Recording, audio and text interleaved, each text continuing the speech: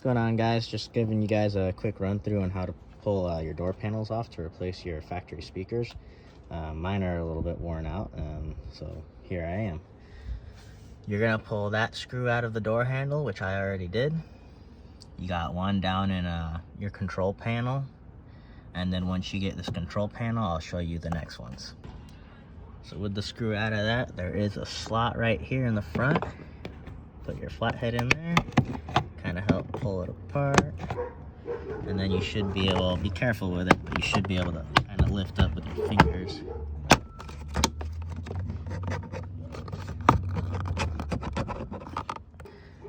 It is a little bit difficult to pull out, but once you do, you'll see you got two more right there, and you got these plugs right here.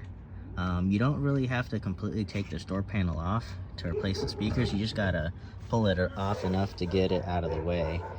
After you get those two out, it's all just the pop-in retainers for the door panel that you see on a lot of, any other car. And I'll show you where I'm at when I get there. So this one is pretty difficult to pull off, but it's got a hook right here that slides in the slot right there.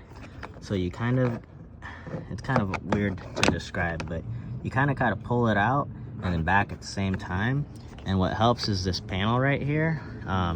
If you hold on that while you're pulling out, because that is where the clip is, and you can see it's still in there. Pull that out with some pliers, but that will get that off, and you just gotta unplug it, set it aside until you're ready to put it back on. At this point, you've reached the speaker. You can see the panel is right there. It's out of the way. I don't need to go any further with that. You've got 3 Phillips holding the bracket in, and then I believe this is my factory speaker, but it's got Phillips holding it in. This plastic part right here, you need to separate these two because your new speaker is actually going to bolt onto this. And if you ordered from Crutchfield, you can get a pre-made harness with it that actually replaces this plug spot right here, and it'll look all OEM when you're done. I'll show you what that looks like when I pull it apart. So after pulling those screws out, you can separate it. There is a little bit of glue, so it is a little bit sticky, but it comes off. I already pulled the wire off the side. There's a slot right here. You're gonna put your replacement wires there.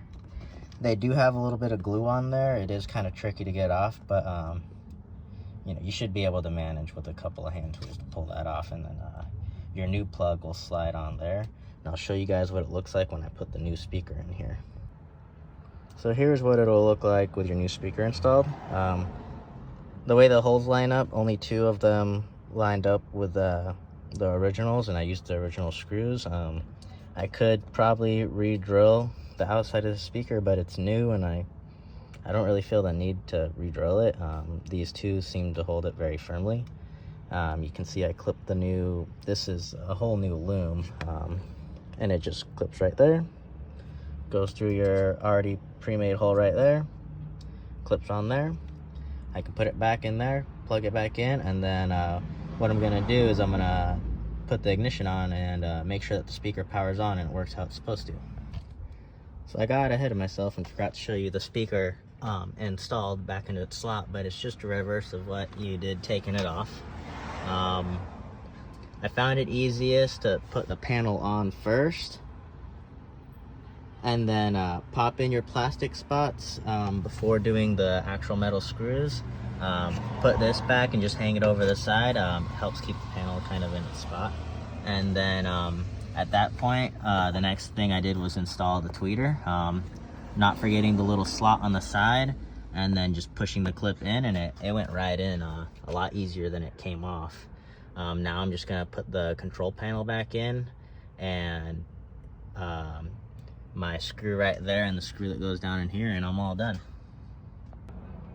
And there you have it all done. The only tools I needed was a small flathead, a small Phillips, and a pair of pliers, and that's all it took. It was really easy. I replaced both speakers up front with some Memphis SX 62s. Took me all about maybe 15 minutes to replace both, and I think I'll be much happier with these newer speakers.